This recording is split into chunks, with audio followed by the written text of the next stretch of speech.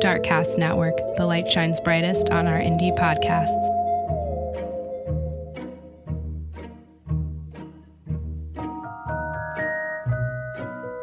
Hello, listeners. We're so very happy you could join us here at the Darkcast Network for the second part of our holiday stories.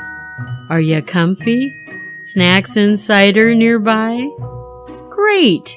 It's time to hear from our nice list of stories.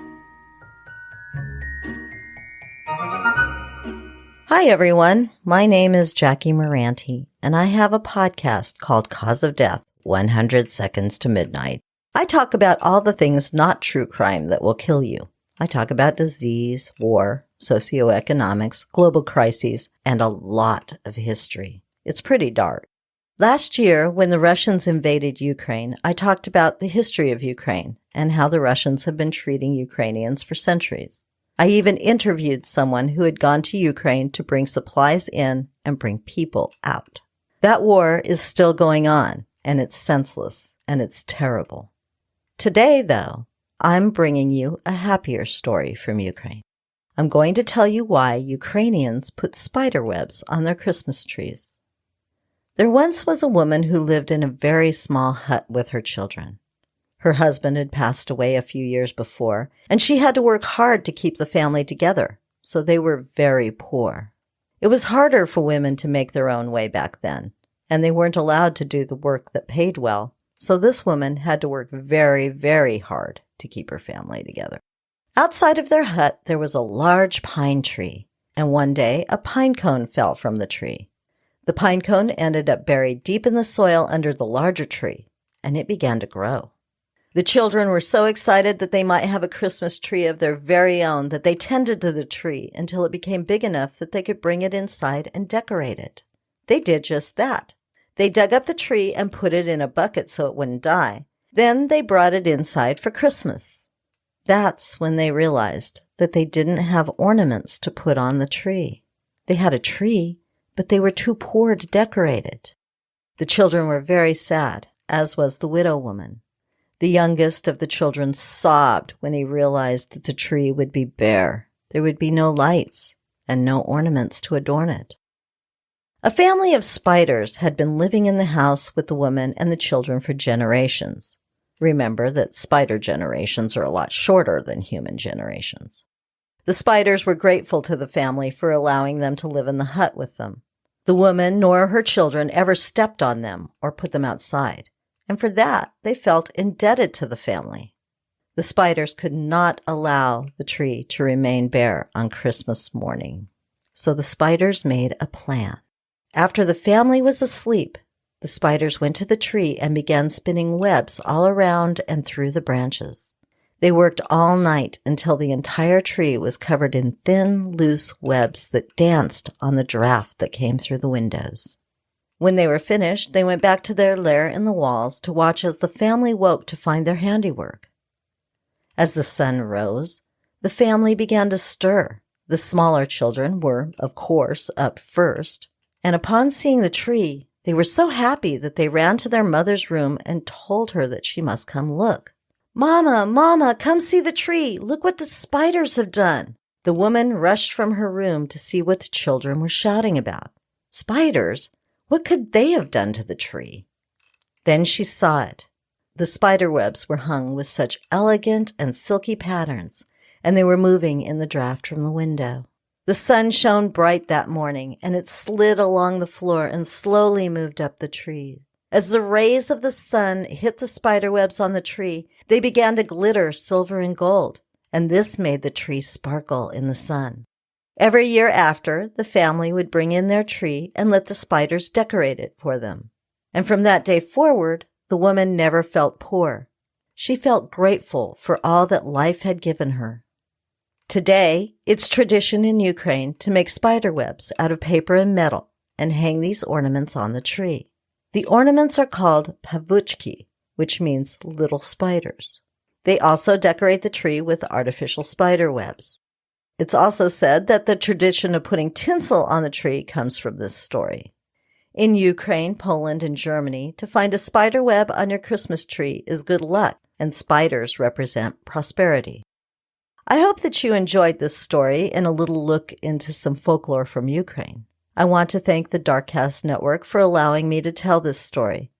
I'd also like to invite you to listen to Cause of Death 100 Seconds to Midnight, where you can listen to other stories about history. Thank you for listening. Happy holidays! My name is Jessica, and I'm 1/3 of the hosts of California True Crime, a podcast that focuses on crimes and history in California. California has lots of holiday traditions, but none of them are more California than the Hollywood Christmas Parade. Every year, the focus of this parade, at least as shown on TV, are famous movie, TV, and music stars. But if you live in the area and watch the parade live, you're able to see local entries and sometimes Hollywood history as it drives down Hollywood Boulevard. But this parade has an incredible history that dates back to 1928, when it first began not as a parade, but as something we're all intimately familiar with, as a reason to get people out and shop. It's hard to imagine a world where the Christmas shopping experience was not filled with bright lights, pine trees, and Mariah Carey endlessly singing that all she wants for Christmas is you. But prior to the 1920s, the shopping experience was a far more pragmatic experience. That's not to say that people didn't buy things they didn't need, or fashion and opulence weren't a thing, but people tended to shop near them, in local stores. This was way before big malls were everywhere and Black Fridays and whole families piling into cars for destination shopping. So in an effort to draw shoppers to Hollywood Boulevard, the Hollywood Boulevard Association was born. And it was decided that every business on Hollywood Boulevard, between Vine Streets and La Brea Avenue, would be decorated in the most fantastic Christmas decorations to get people excited and to come out and shop. This month-long celebration included a Santa Claus who would make the journey on his sleigh down Hollywood Boulevard, often over the years pulled by real reindeer. The 1920s are a huge deal in movie history, as Warner Brothers pioneered sound technology in movie theaters, and Hollywood, California became the movie capital of the world. Good economic times meant movie viewership soared, and by 1929, 110 million people were going to the movies every week. Of course, this meant that movie studios got in on the action of the celebration on Hollywood Boulevard, and this area was rechristened Santa Claus Lane. Street signs were changed, and over 200 evergreen trees lined the entire length of the lane. These trees ranged from 12 to 15 feet tall, and they were covered in lights. Two very famous men got in on the action. They worked especially hard to make Santa Claus Lane magical, and they were Charles Toberman, who was known as the Daddy of Hollywood, and Sid Grauman of Grauman's Chinese Theater. These two men were largely responsible for some of the innovations we've seen in movies, and in particular, into turning actors into celebrities. These men had access to incredible stage props and the people who made them, and they lined the streets with things like the giant statues from the movie Noah's Ark. It was also arranged that a movie star would ride with Santa in his sleigh during each trip down Hollywood Boulevard, and the month-long celebration only got bigger from here. A corral was actually built to house the reindeer, so people could visit them every day right on Hollywood Boulevard. Movie houses handed out free tickets to movies, and the decorations got even bigger. With access to some of the greatest creative minds in Hollywood in the 1930s, including a man named Otto K. Olsen, who was known for completely pioneering a new lighting technique, and who is still responsible for how many movies and TV are lit today. The decorations could obviously only become more amazing. Olsen created brand new metal Christmas trees, built by hand and standing 25 feet tall along the street. These trees were illuminated by 6 different colors of lights and candles that stood 4 feet tall. Not only that, but in the 1930s, when Santa drove his sleigh down the boulevard, spectators were treated to a real live Hollywood snowstorm, created by using the same techniques directors used on set. Snow machines were employed, and people stood atop buildings also dropping snow to enhance the effect. But that isn't all, because things like lamppost costumes were created. These costumes went on every lamppost along the road, and they consisted of 2 stars near the top. Each star was 3 feet in diameter. Below those stars were miniature Christmas trees, and below those trees were big, illuminated Christmas wreaths. Each wreath held the picture of a famous actor or actress from the time period, and below each wreath was a red bow that was 6 feet in diameter. Inside those wreaths, and riding with Santa, would be famous people like Betty Davis, John Barrymore, Mary Pickford, and Jackie Cooper, just to name a few. And of course, this magical scene worked. In 1933, Santa Claus Lane on Hollywood Boulevard saw over 35,000 people visit daily. This obviously created traffic problems, but honestly, what doesn't in Los Angeles? Every year, there would be more and more lights, more decorations, more celebrities, and radio even picked up opening night when one lucky celebrity would get to flip the switch and turn the whole lane on. And Santa's nightly ride down Hollywood Boulevard also started to become more like a parade, with bands and floats joining in on the excitement. But this celebration would come to a halt during the 1940s, after the bombing of Pearl Harbor and America's entrance into World War II. During this time, places like California were prohibited from having lights on at night for fear of bombings, and decorations for Christmas were taken indoors with doors closed and window curtains drawn. Much of the decor that was created for Santa Claus Lane was metal, so it was torn apart and melted down to be used in the war effort. Even things like Christmas lights were taken apart so the electrical parts themselves could be put to use in the war. Even so, the association wanted some Christmas on Santa Claus Lane, and so small trees were put out, but absolutely no lights were added. But there was a lot of ingenuity happening, as 25 feet papier-mâché Santa Clauses were created and put out on the lane. This was definitely a subdued celebration, but a way to still celebrate Christmas nonetheless. When the war ended in 1945, the association was ready, and they went all out to celebrate the holiday, but also the ending of the war. This is also when this celebration more fully turns into a single parade, and it's called the Parade of Stars. It's also broadcast on NBC, and it really is a parade of stars. At the time in the 50s and 60s, people like Groucho Marx, Lucille Ball, Desi Arnaz became headliners. In 1955, there were 400 celebrities in the parade, from both movies and television. Bozo the Clown was on a float. There was a float that was a replica of Space Patrol's Terra 4. This was a TV show, and the entire cast was on the float, and that became commonplace for this parade. Famous cowboys were in the parade and their famous horses. Roy Rogers, Del Evans, Bill Boyd, Gene Autry. Lots of animals too. Lassie was a big draw for the parade. But also big animals. This parade had elephants, camels, mules, and in 1955, the only known trained bull in the world. In the 1960s, parade attendance started to diminish, mainly because people could watch it on TV, but the celebrities kept coming. In 1968, Buddy Ebsen of the Beverly Hillbillies had the honor of riding with Santa, and the parade included such interesting things as the Batmobile, the car from Chitty Chitty Bang Bang, the Monkey's car, the Mannix Roadster, and Art Linklatter's Dragster. In the 1980s, this parade really becomes about TV and the stars people see during the week on their televisions. Disney also takes part with characters riding in the parade, and shows like Dynasty and The Facts of Life. And of course, daytime soap opera celebrities were common sightings. These days, the parade takes place on the Sunday after Thanksgiving. It remains a nighttime parade and is usually broadcast on the CW. This year's parade, in 2022, the Grand Marshal was none other than Danny Trejo, who we love at California True Crime. It was hosted by Dean Cain, Montel Williams, Laura McKenzie, Elizabeth Stanton, and Eric Estrada. It's now referred to as the Hollywood Christmas Parade, and it also included one of my favorite things in parades, some small balloons, including Mighty Mouse and Betty Boop. But looking back, it's hard to match the pageantry and the magic of the parade and the events surrounding it that took place in the 20s and 30s.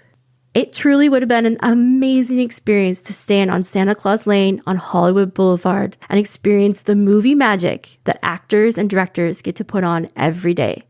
Thank you for listening to the history of the Hollywood Christmas Parade. For more information, you can check out our hour-long episode on the topic and pictures at CaliforniaTrueCrime.com. We at California True Crime hope you have a wonderful holiday. My name is Keely. I am the host of a true crime and paranormal podcast here on the Darkcast Network called Misty Mysteries. It's the holiday season. I hope that you're snuggled somewhere comfy with some yummy treats and that you're ready to hear about a magical holiday spirit from the Nordic countries. These little spirits are known by a couple of different names. In Norway and Denmark, they are known as the Nesser. In Sweden, they are known as the Tomter.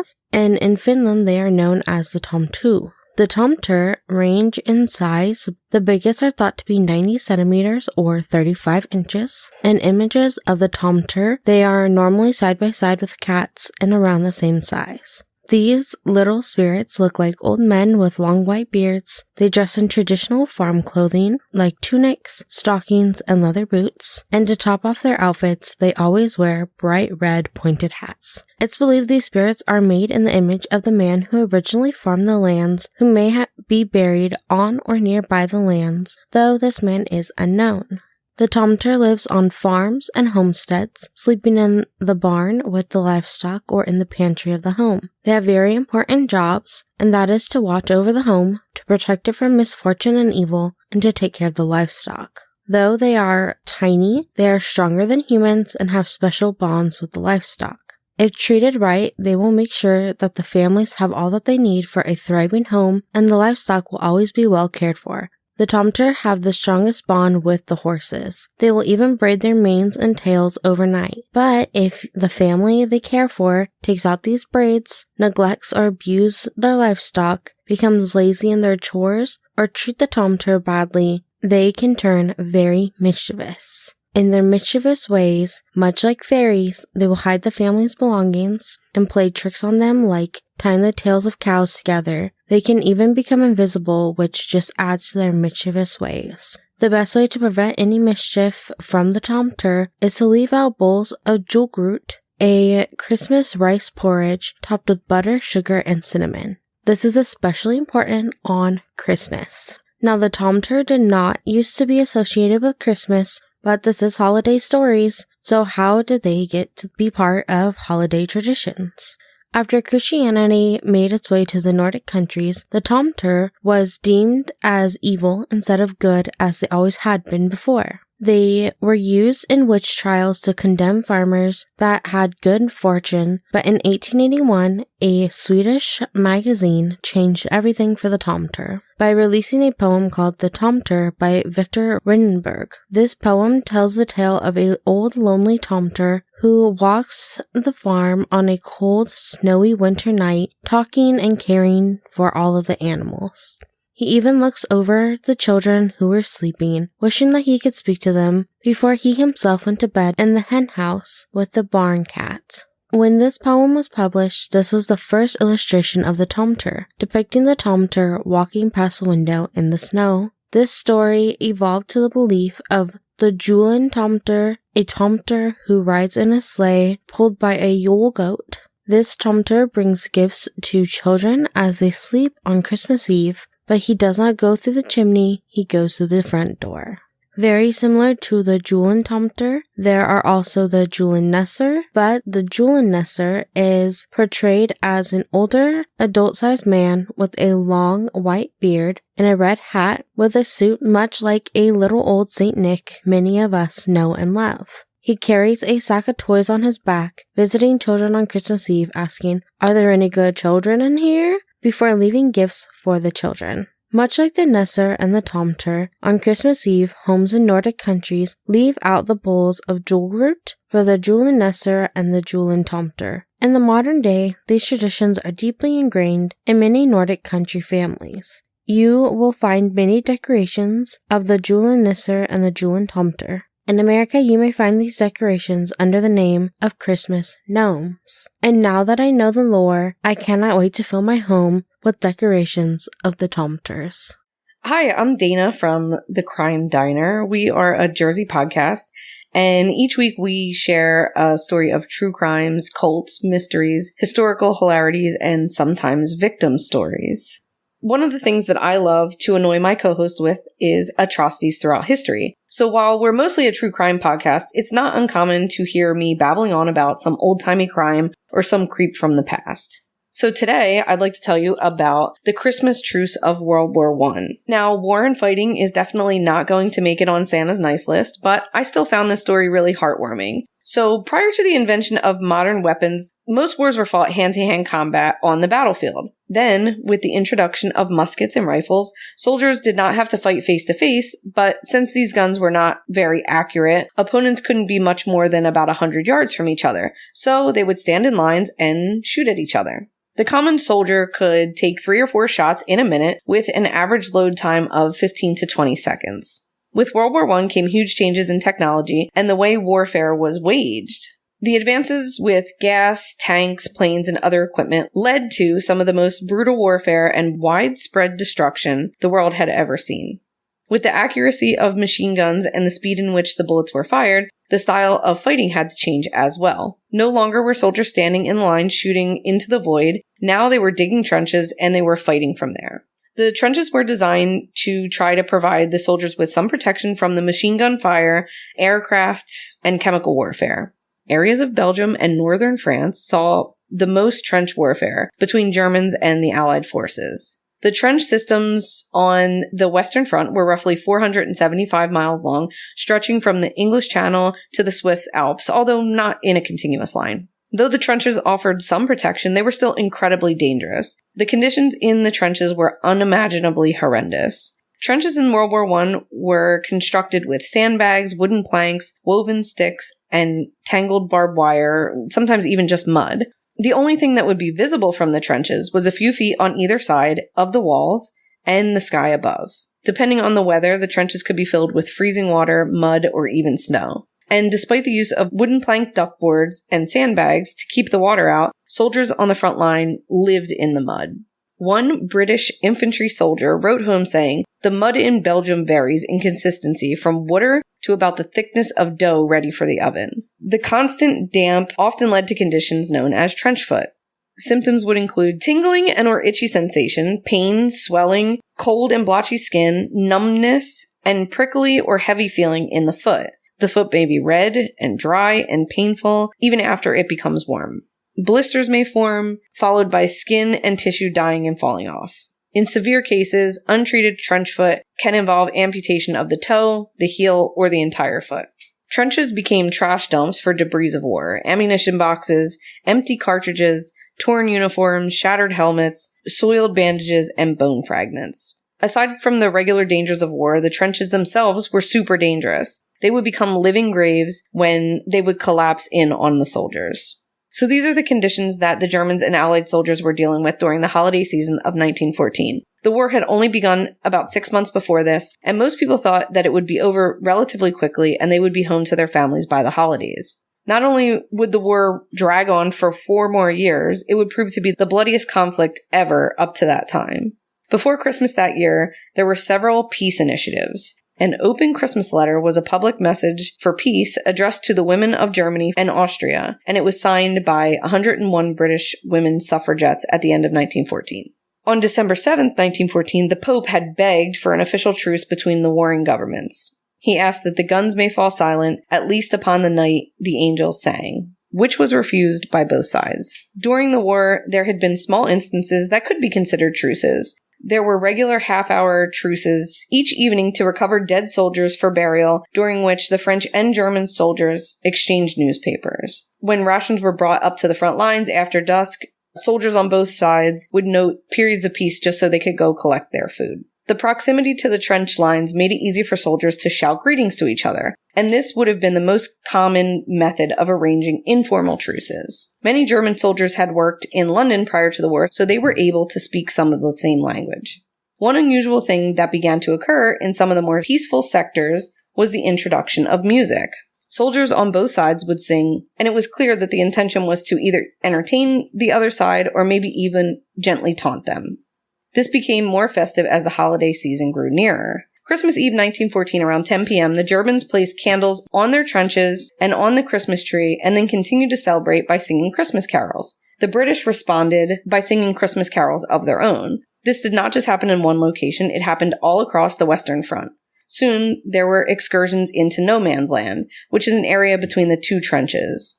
Here, the soldiers exchanged small gifts such as food, tobacco, alcohol, souvenirs, buttons, and hats. There was even a British soldier that set up a makeshift barber, charging Germans just a few cigarettes for a haircut. Many accounts of the truce involved one or more football matches that were played in no man's land.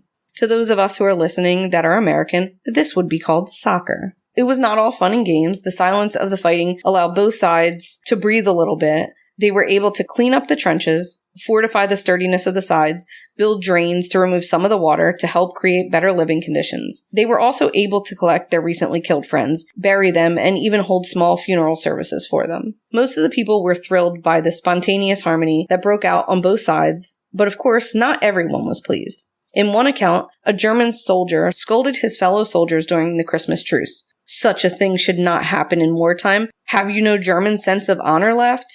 That 25-year-old soldier's name was Adolf Hitler. There are 2 Christmas truce memorials, one in France and one in England. Obviously, the truce did not end the Great War, but the peace did last for a few short days, and almost all who was involved remember the time fondly.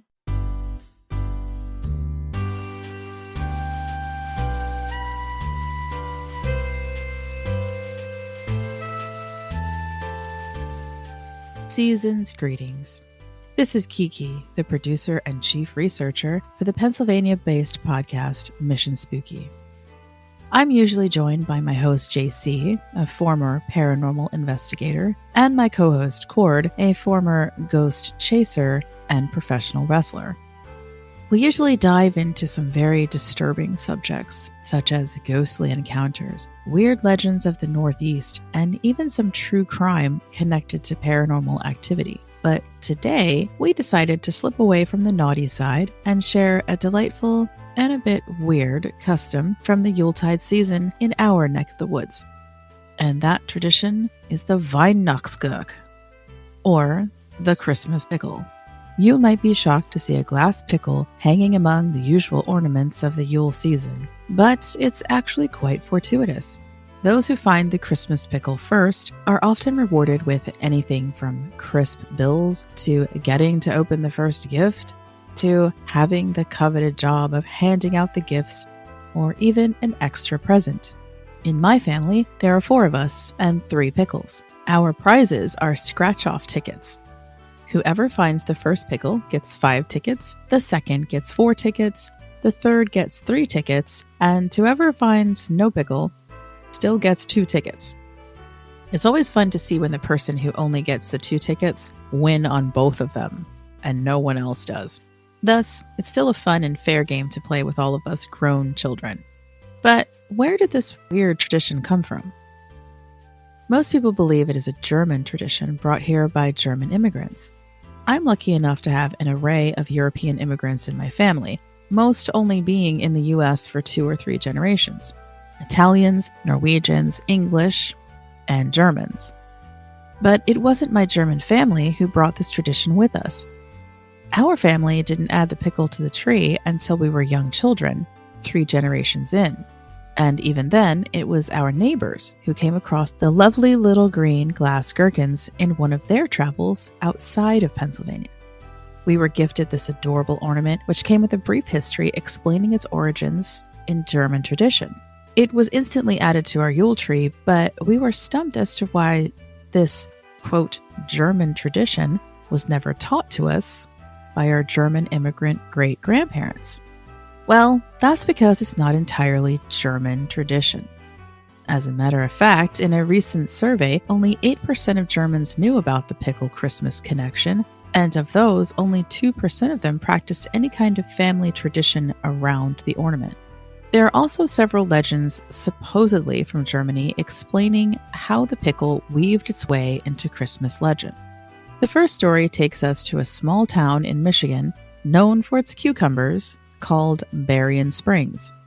While they are the self-proclaimed Christmas pickle capital of the world, and also uncontested title, former and current residents seem to disagree on whether that statement is true. I've seen some arguments saying that the small town never had a Christmas pickle festival, while others say it was there, but not as grand as described online. Either way, Berrien Springs appears to be the origin of the first legend of the pickle. Set anywhere from the Middle Ages to the Victorian era, it is as follows. There were two Spanish boys walking home from boarding school, ready to enjoy their Christmas holiday with family. They are jumped by a nefarious innkeeper and trapped inside an old pickle barrel. No word on what exactly he was going to do with them, but they are freed by St. Nick when he taps on the top of the barrel with his staff, and they're able to return home safely. Another story comes from the American Civil War and a Bavarian-born soldier named John C. Lauer. He served in the 103rd Pennsylvania Infantry, was captured in North Carolina in 1864, and sent to prison at Fort Sumter. According to the Lauer family history, by Christmas Eve he was starving and near death. He asked a guard for a pickle, which the guard provided. Miraculously, John recovered and credited the pickle with saving his life. After the war ended in 1865, he returned to his family in Pennsylvania and began a Christmas tradition of hiding a real pickle on the Christmas tree each year, with the first person to find it gaining good fortune and health in the coming year. Over the years, the above two stories have been debunked, and the truth seems to be a lot less exciting and more about starting a tradition to sell particular items. In the small town of Lauscha, Germany, known as the birthplace for glass blowing since 1597, the first glass-blown Christmas tree ornaments in the shape of nuts and fruits, including the pickle, were produced in 1847. In the 1880s, a creative salesman came up with the pickle tradition in order to sell more of the Lauscha glass ornaments in America. In the 1890s, a company called Old World Christmas Shop began selling the Christmas pickle along with a pamphlet explaining this, quote, tradition. As far as selling ornaments from Lauscha, it's worked out brilliantly. You can go to Old World Christmas Shop online right now and purchase your own Christmas pickle. While the shop contains many beautiful and one-of-a-kind glass ornaments, everything from horseshoe crabs to licensed glass Twinkies to sugar skulls, Americans have purchased 25,000 pickles just in 2017 alone. That year, they made roughly $175,000 in just glass pickles. And there you have it, folks, the legends, lore, and tradition of the Christmas pickle. Happy holidays, and thank you for listening to this story and all the stories brought to you by the Darkcast Network this Yuletide season. You can find Mission Spooky as well as all the Darkcast podcasts on the most popular podcast platforms. You can join us on Instagram, Twitter, and Facebook at Mission Spooky. We'd love to hear if you too have a Christmas pickle tradition. We take our 4-week break in January with our next season 4 coming out in February. In the meantime, feel free to listen to our latest episodes, which include interviews with horror author Max Hawthorne, paranormal investigator and member of the Taps family, John Curley, on his new book, Unholy Structure, now available on Amazon, and author and folklore expert Chad Lewis on his new book of Yuletime scary legends entitled Winter Legends and Lore, also available on Amazon. As always, stay spooky and don't die. But if you do, contact us. Hey there, this is CJ, host of Beyond the Rainbow, True Crimes of the LGBTQ+. The holiday story I have for you today was written by L. Frank Baum, and some of you might recognize that name. L. Frank Baum is the author of The Wizard of Oz. So without further ado, here is the story, A Kidnapped Santa Claus. Santa Claus lives in the Laughing Valley, where stands the big rambling castle in which his toys are manufactured. His workmen, selected from the Ryls, Knooks, Pixies, and Fairies, live with him, and everyone is as busy as can be from one year's end to another. It's called the Laughing Valley because everything there is happy and gay. On one side is the mighty forest of Burzee. At the other side stands the huge mountain that contains the caves of the demons. One would think that our good old Santa Claus, who devotes his days to making children happy, would have no enemies on all the earth. And as a matter of fact, for a long period of time, he encountered nothing but love wherever he might go. But the demons who live in the mountain caves grew to hate Santa Claus very much, and all for the simple reason that he made children happy. The caves of the demons are 5 in number.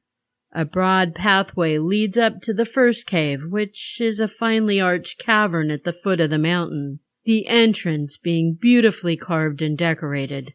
In it resides the demon of selfishness. Back of this is another cavern inhabited by the demon of envy, the cave of the demon of hatred next in order, and through this one passes to the home of the demon of malice, situated in a dark and fearful cave in the very heart of the mountain. I do not know what lies beyond this. Some say there are terrible pitfalls leading to death and destruction, and this may very well be true. However, from each of the 4 caves mentioned, there is a small, narrow tunnel leading to the 5th one, a cozy little room occupied by the demon of repentance. And as the rocky floors of these passages are well worn by the track of passing feet, I judge that many wanderers in the cave of the demons have escaped through the tunnels to the abode of the demon of repentance, who is said to be a pleasant sort of fellow, who gladly opens for one a little door admitting you into fresh air and sunshine again. Well, these demons of the caves, thinking they had great cause to dislike old Santa, held a meeting one day to discuss the matter. "I'm really getting lonesome," said the demon of selfishness, "for Santa distributes so many pretty Christmas gifts to all the children that they become happy and generous through his example, and they keep away from my cave." "I'm having the same trouble," rejoined Demon of Envy. "The little ones seem quite content with Santa Claus, and there are few I can coax to become envious." "And that makes it bad for me," declared the Demon of Hatred. "For if no children pass through the caves of selfishness and envy, none can get to my cavern." "Or to mine," added the Demon of Malice. "For my part," said the demon of repentance, "it is easily seen that if the children do not wish to visit your caves, they have no need to visit mine, so that I am quite as neglected as you are." "And all because of this person they call Santa Claus," exclaimed the Demon of Envy. "He is simply ruining our business, and something must be done at once." To this they all readily agreed. But what to do was another and more difficult matter to settle. They knew that Santa Claus worked all through the year at his castle in the Laughing Valley, preparing the gifts he was to distribute on Christmas Eve. They resolved to try to tempt him into their caves. That might lead him on the terrible pitfalls that ended in destruction. So the very next day, while Santa was busy at work, surrounded by his little band of assistants, the demon of selfishness came to him and said, "These toys are wonderfully bright and pretty. Why do you not keep them for yourself? It's a pity to give them to those noisy boys and fretful girls who break and destroy them so quickly." "Nonsense!" cried the old graybeard, his eyes bright, twinkling merrily as he turned towards the tempting demon. "The boys and girls are never so noisy and fretful after receiving my presents, and if I can make them happy for one day in the year, I am quite content." So the demon went back to the others who awaited him in their caves and said, "I have failed, for Santa Claus is not at all selfish." The following day the Demon of Envy visited Santa Claus. "The toy shops are full of playthings quite as pretty as those you are making. What a shame it is that they should interfere with your business. They make toys by machinery much quicker than you could make 'em by hand, and they sell 'em for money, while you get nothing at all for your hard work." But Santa refused to be envious of the toy shops. "I can supply the little ones but once a year, on Christmas Eve, For the children are many, and I am but one, and my work is one of love and kindness. I would be ashamed to receive money for my little gifts. But throughout all the year the children must be amused in some way, and so the toy shops are able to bring much happiness to my little friends. And I like the toy shops, and I'm glad to see them prosper." In spite of the second rebuff, the demon of hatred thought he would try to influence Santa Claus. So the next day he entered the busy workshop and said, "Good morning, Santa. I have bad news for you." "Then run away like a good fellow," answered Santa Claus. "Bad news is something that should be kept secret and never told." "You cannot escape this, however," declared the demon. "For in the world there are a good many who do not believe in Santa Claus, and these you are bound to hate bitterly, since they have wronged you." "Stuff and rubbish," cried Santa. "And there are others who resent your making children happy, and who sneer at you and call you a foolish old rattle-pate. You are quite right to hate such base slanderers, and you ought to be revenged upon for their evil words." "But I don't hate them," exclaimed Santa Claus positively. "Such people do me no real harm, but merely render themselves and their children unhappy. Poor things! I'd much rather help them any day than injure them." Indeed, the demons could not tempt old Santa Claus in any way. On the contrary, he was shrewd enough to see their object in visiting him was to make mischief and trouble, and his cheery laughter disconcerted the evil ones and showed them to the folly of such an undertaking. So they abandoned the honeyed words and determined to use force. It was well known that no harm can come to Santa Claus while he is in the Laughing Valley, for the fairies and Ryls and Knooks all protect him. But on Christmas Eve he drives his reindeer out into the big world, carrying a sleigh load of toys and pretty gifts to the children. And this was the time and the occasion when his enemies had the best chance to injure him. So the demons laid their plans and awaited the arrival of Christmas Eve.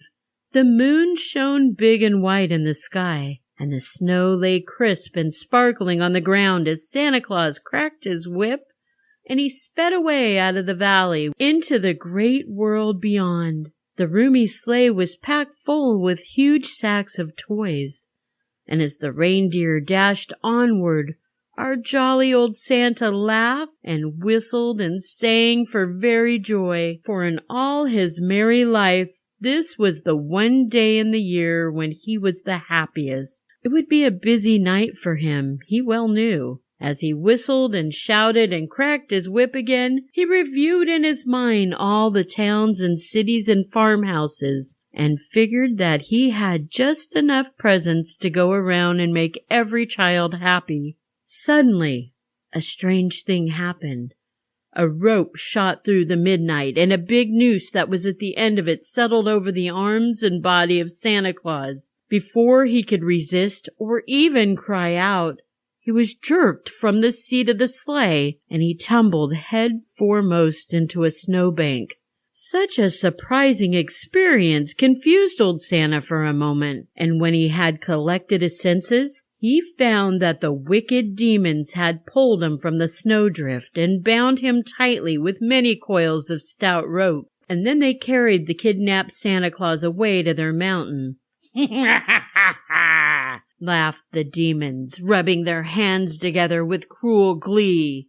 What will the children do now? How they will cry and storm when they find out there are no toys in their stockings, and what a lot of punishment they will receive from their parents, and how they will flock to our caves of selfishness and envy and hatred and malice. Now it so chanced that on Christmas Eve, the good Santa Claus had taken with him in his sleigh Nutter the Ryle, Peter the Knook, Kilter the Pixie, and a small fairy named Whisk. his 4 favorite assistants. And when their master was so suddenly dragged from the sleigh, they were all snugly tucked underneath the seat. The tiny immortals knew nothing of the capture of Santa Claus until some time after he had disappeared. And as their master always sang or whistled on his journey, the silence warned them that something was wrong. Little Whisk stuck out his head from underneath the seat, and he found Santa Claus gone, and no one to direct the flight of reindeer. "Whoa!" he called out, and the deer obediently slackened speed and came to a halt. Peter and Nutter and Kilter all jumped out of the seat and looked back over the track made by the sleigh, but Santa Claus had been left miles and miles behind. "What shall we do?" asked Whisk anxiously. "We must go back at once and find our master," said Nutter the Rile. "No," exclaimed Peter the Knook. "If we delay or go back, there'll be no time to get the toys to the children before morning, and that would grieve Santa Claus more than anything else." "It is certain that some wicked creature captured him," added Kilter thoughtfully. "and your object must be to make the children unhappy. So our first duty is to get the toys distributed as carefully as if Santa Claus were himself present. Afterwards, we can search for our master and easily secure his freedom." This seemed such good and sensible advice that the others at once resolved to adopt it. They came to the houses wherein the children lay sleeping and dreaming of the pretty gifts they would find on Christmas morning. The little immortals had set themselves a difficult task, for although they had assisted Santa Claus on many of his journeys, their master had always directed and guided them, and told them exactly what he wished for them to do. But now they had to distribute the toys according to their own judgment, and they did not understand children as well as old Santa. So it's no wonder they made some laughable errors. Mamie Brown, who wanted a doll, got a drum instead, and Charlie Smith, who delights to romp and play out of doors, and who wanted some new rubber boots to keep his feet dry, he received a sewing box, which made him so provoked that he thoughtlessly called our dear old Santa Claus a fraud. Had there been many such mistakes, the demons would have accomplished their evil purpose and made the children unhappy. But the little friends of the absent Santa Claus labored faithfully and intelligently to carry out their master's ideas, and they made fewer errors than might be expected under unusual circumstances. Having put the deer in the stable, the little folk began to wonder how they might rescue their master, and they realized they must discover, first of all, what had happened to him and where he was. Whisk the fairy transported himself to the bower of the Fairy Queen, which was located deep in the heart of the forest of Burzy, and once there it did not take him long to find out about the naughty demons, and how they had kidnapped the good Santa Claus to prevent his making children happy. The Fairy Queen also promised her assistance, and then, fortified by this powerful support, Whisk flew back to where Nutter, Peter, and Kilter awaited him. The 4 counseled each other and laid plans to rescue their master from his enemies. It is possible that Santa Claus was not as merry as usual during the night that succeeded his capture, for although he had faith in the judgment of his little friends, he could not avoid a certain amount of worry, and the demons who guarded him by turns, one after another, did not neglect to taunt him with contemptuous words in his helpless condition. When Christmas Day dawned, the demon of malice was guarding the prisoner, and his tongue was sharper than that of any of the others. "The children are waking up, Santa. They're waking up to find their stockings empty. Ho, ho! How they will quarrel and wail and stamp their feet in anger. Our caves will be full today, old Santa." But to this, as to other like taunts, Santa answered nothing. He was much grieved by his capture, it is true, but his courage did not forsake him. And finding that the prisoner would not reply to his jeers, the demon of malice presently went away, and sent the demon of repentance to take his place. My brother demons do not trust me over much, said he as he entered the cavern. But it is my morning now, and the mischief is done. You cannot visit the children again for another year. The little ones will be greatly disappointed, but that cannot be helped now. Their grief is likely to make the children selfish and envious and hateful. And if they come to the caves of demons today, I shall get a chance to lead some of them to my cave of repentance. Do you ever repent yourself? Asked Santa curiously. Oh, yes, indeed, answered the demon. I am even now repenting that I assisted in your capture. Of course, it's too late to remedy the evil that has been done. Yet you have done no evil, are about to visit my cave at once. For to prove that I sincerely regret my share of your capture, I am going to permit you to escape. The fellow at once busied himself untying the knots that bound Santa Claus and unlocking the chains that fastened him to the wall. Then he led the way through a long tunnel until they both emerged in the cave of repentance. I hope you'll forgive me. I'm really not a bad person, you know, and I believe I accomplish a great deal of good in the world. With this, he opened a back door that let a flood of sunshine in, and Santa sniffed the fresh air gratefully. Said he to the demon in a gentle voice, I'm sure the world would be a dreary place without you. So good morning and a Merry Christmas to you. With these words he stepped out to greet the bright morning, and a moment later he was trudging along, whistling softly to himself. As for the wicked demons of the caves, they were filled with anger and chagrin when they found that their clever capture of Santa Claus had come to naught. Indeed, no one that Christmas Day appeared to be at all selfish or envious or hateful. And realizing that while the children's saint had so many powerful friends, it was folly to oppose him, the demons never again attempted to interfere with his journeys on Christmas Eve. Thank you so much for tuning into Darkcast Network's Holiday Stories, the naughty or nice lists. We hope you enjoyed listening as much as we enjoyed presenting you these stories. Be sure to check out all the incredible shows on Darkcast Network by visiting our website at darkcastnetwork.wixsite, that's wixsite.com/indie, INDIE.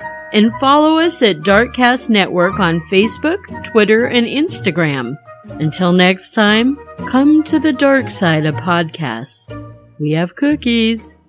And happy holidays, everyone.